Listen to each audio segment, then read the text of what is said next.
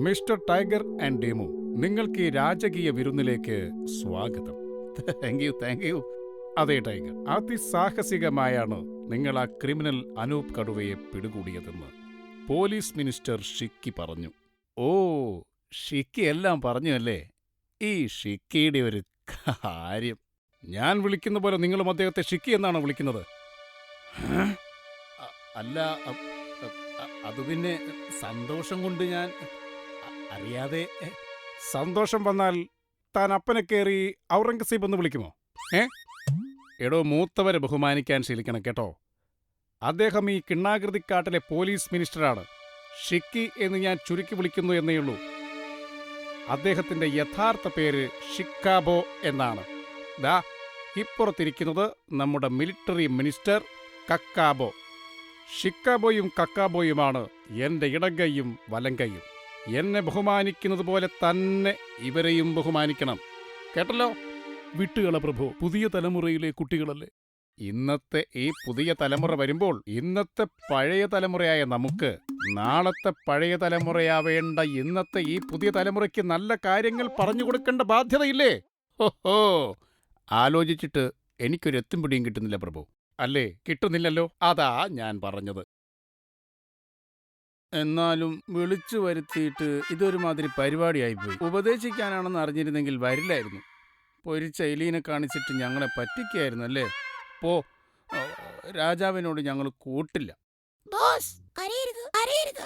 കരയണ്ട. ഇനി മുതൽ നിങ്ങളിവരെ ഷിക്കാബോ എന്നും കക്കാബോ എന്നും വേണം വിളിക്കാൻ. കേട്ടോ? കരയൊന്നും വേണ്ട. മൂത്തവരെ ബഹുമാനിക്കണം. അത്രയേ ഉള്ളൂ. ഓക്കെ, ഇനി നമുക്ക് ഭക്ഷണം കഴിക്കാം. എല്ലാവരും റെഡിയായിക്കോളൂ.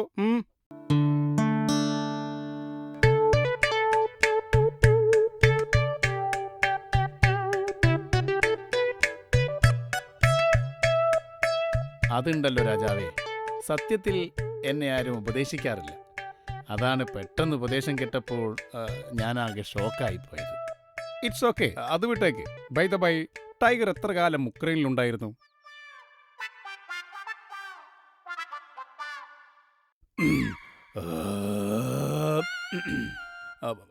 ഉക്രൈനിൽ ഞാനൊരു 5 കൊല്ലം ഉണ്ടായിരുന്നു. അവിടെ നിന്നാണ് ഞാൻ റാപ്പിഡ് ഇൻവെസ്റ്റിഗേഷൻ പഠിച്ചത്. അതായത് ഒരു മോഷണമോ കൊലയോ നടന്നാൽ വളരെ വേഗത്തിൽ തുമ്പുണ്ടാക്കി കേസ് തെളിയിക്കുന്ന ഏർപ്പാടാണ്. അത് കൊള്ളാലോ. ആ മെത്തേഡ് നിങ്ങൾ ഇവിടെ പ്രയോഗിക്കാറുണ്ടോ? ആ മെത്തേഡ് ഇപ്പോൾ ഞാൻ പ്രയോഗിക്കാറില്ല. എന്താണത്? പെട്ടെന്ന് കേസ് തെളിയിക്കാനുള്ള വ്യഗ്രതയിൽ നിരപരാധികളെ പിടികൂടേണ്ടി വന്നിട്ടുണ്ട്. അത് ഇൻവെസ്റ്റിഗേഷൻ എത്തിക്സിന് നിരക്കുന്നതല്ല. ഞാൻ ഉക്രൈനിലായിരുന്നപ്പോൾ ഒരു സംഭവം ഉണ്ടായി. എന്താണത്? കേൾക്കട്ടെ. ഒരു ദിവസം രാവിലെ എനിക്കൊരു രഹസ്യ വിവരം കിട്ടി. സിറ്റി ബാങ്ക് കൊള്ളയടിക്കപ്പെടും എന്നായിരുന്നു വിവരം. കൊള്ള നടന്ന ശേഷം റാപ്പിഡ് ഇൻവെസ്റ്റിഗേഷൻ നടത്തി കേസ് തെളിയിക്കുന്നതിനേക്കാൾ നല്ലതാണല്ലോ കൊള്ള നടക്കാതിരിക്കുന്നത്. അതുകൊണ്ട് ഞാൻ കൊള്ള നടത്താൻ പദ്ധതിയിട്ട ആളെക്കുറിച്ച് അന്വേഷിച്ചു. കൊള്ളയടിക്കാൻ പദ്ധതിയിട്ടതിന്റെ പേരിൽ അയാളെ പിടികൂടിയാൽ എനിക്കൊരു ക്രെഡിറ്റ് ആണല്ലോ എന്ന് കരുതി. അന്വേഷണത്തിനൊടുവിൽ അയാളെ ഞാൻ കണ്ടെത്തി. ഞാൻ അയാളോട് പറഞ്ഞു, നിങ്ങൾ സിറ്റി ബാങ്ക് കൊള്ളയടിക്കരുത്. അയാളുടെ പെങ്ങളുടെ കല്യാണമാണെന്നും ധാരാളം പണം ആവശ്യമുണ്ടെന്നും അതുകൊണ്ടാണ് ബാങ്ക് കൊള്ളയടിക്കാൻ പോകുന്നതെന്നും. എനിക്ക് അയാളോട് സഹതാപം തോന്നി.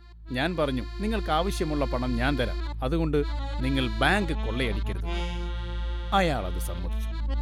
എന്നിട്ടെന്തുണ്ടായി? അയാൾക്ക് കൊടുക്കാനുള്ള പണം എന്റെ കയ്യിലുണ്ടായിരുന്നില്ല. പണം കിട്ടാനായി അയാൾ എന്നെ വല്ലാതെ ശല്യപ്പെടുത്തി. വാക്ക് കൊടുത്തതല്ലേ, പണം കൊടുക്കാതിരിക്കാൻ പറ്റില്ലല്ലോ. അങ്ങനെ അയാൾക്കുള്ള പണം കണ്ടെത്താനായി ഞാൻ പല വഴിക്ക് ശ്രമിച്ചു. ഒന്നും നടന്നില്ല.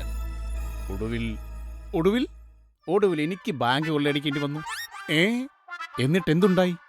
എന്നിട്ടെന്താ, ഉക്രൈൻ പോലീസ് എന്നെ പിടിച്ച് ജയിലിലിട്ടു. അടിപൊളി. പക്ഷേ ഒരാഴ്ചക്കുള്ളിൽ ഞാൻ ജയിൽ ചാടി. ഏത് കടും പൂട്ടിട്ട് പൂട്ടിയാലും അത് തകർത്ത് പുറത്തു ചാടാനുള്ള വിദ്യ എനിക്കറിയാം. ലോകത്തിലെ ഏത് ജയിലിൽ പിടിച്ചിട്ടാലും ഒരാഴ്ചക്കുള്ളിൽ ഞാൻ പുറത്തു ചാടും. ഏത് ജയിലിലിട്ടാലും താൻ പുറത്തു ചാടുമോ? ചാടും. ഇതെന്റെ ആത്മവിശ്വാസമല്ല, അഹങ്കാരമാണ്. ആരെവിടെ? ഇവനെ പിടിച്ച് നമ്മുടെ ജയിലിലിടും. 1000 ആനകൾക്ക് തകർക്കാൻ കഴിയാത്ത നമ്മുടെ കൊടും തടവറിയുടെ കരുത്തെന്തെന്ന് ഇവനൊന്ന് അറിയട്ടെ. പ്രഭു, ഒരാഴ്ചക്കുള്ളിൽ നമ്മുടെ തടവറിയിൽ നിന്ന് നിനക്ക് രക്ഷപ്പെടാൻ കഴിഞ്ഞാൽ നിനക്കെന്റെ വക ഒരു ഉഗ്രൻ സമ്മാനം. എന്ത് സമ്മാനം? തൂക്കുകയറായിരിക്കും.